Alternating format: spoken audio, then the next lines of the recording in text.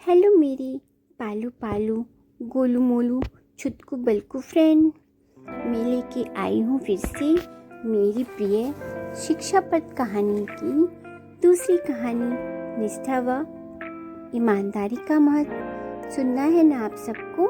तो जल्दी से रेडी हो जाओ और सुनो, और साथ में से रीड भी करो ताकि आपकी रीडिंग बहुत अच्छी हो जाए।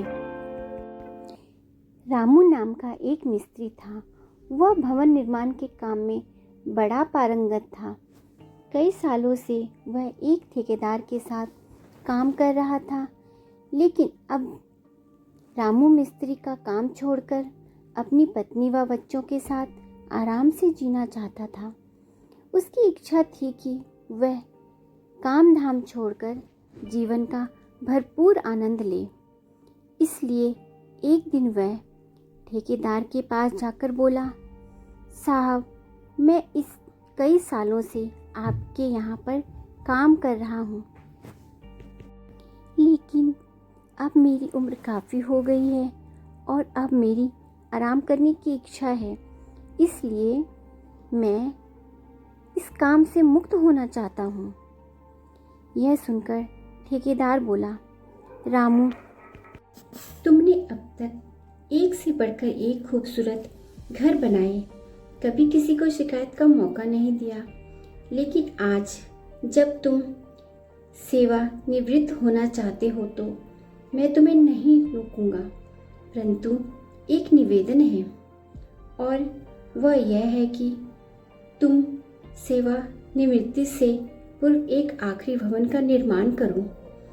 यह सुनकर रामू ने हामी तो भर दी, लेकिन उसकी काम करने की इच्छा बिल्कुल नहीं थी। रामू ने बेमन से भवन निर्माण का काम शुरू किया। उसने भवन निर्माण का काम न केवल लापरवाही के साथ की, बल्कि उसमें सामान भी घटिया इस्तेमाल किया। उसने जैसे तैसे भवन बनाकर काम पूरा कर दिया। उसके बाद रामू ने भवन तैयार होने की सूचना ठेकेदार को भिजवाई। ठेकेदार भवन का निरीक्षण करने आया। निरीक्षण के बाद ठेकेदार ने उस भवन की चाबियां मिस्त्री को देते हुए कहा, आज से ये घर तुम्हारा। ये घर मैंने तुम्हें उपहार में देने के लिए बनवाया था। मैं तुम्हारी सेवा से बहुत खुश हूँ, इसलिए ये घर तुम्हें दे रहा हूँ। यह सुनकर मिस्त्री हैरान रह गया। उसे अपनी करनी पर पछतावा हो रहा था। उसने सोचा, काश मुझे पहले पता होता कि मैं ये घर स्वयं के लिए बना रहा हूँ तो मैं इसे बहुत अच्छा बनाता, परंतु मैंने इस घर को बस काम निपटाने के उद्देश्य से बनाया। यदि मैंने पहले की तरह ही निष्ठापूर्वक काम किया होता तो आज मुझे पछताना नहीं पड़ता। शायद इसलिए किसी ने कहा है कि हमें अपना कार्य पूरी निष्ठा व ईमानदारी के साथ करना चाहिए।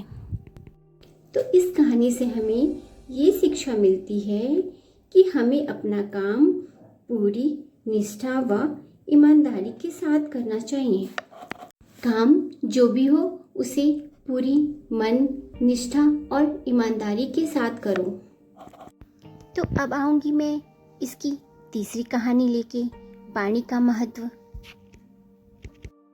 आपको ये कहानी कैसी लगी? अच्छी लगी हो तो भी, अच्छी ना लगी हो तो भी आप मुझे कमेंट्स करके बताना, और लाइक और सब्सक्राइब करना आपकी मर्जी। आपको ये कहानी अच्छी लगी हो तो लाइक करना, और अगर आप इसकी अगली कहानी सुनना चाहते हो तो सब्सक्राइब करना।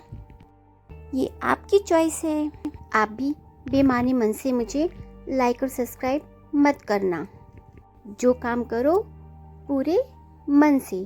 तो फिर मिलती हूँ मैं अपने नेक्स्ट वीडियो में। तब तक के लिए टूडल्स।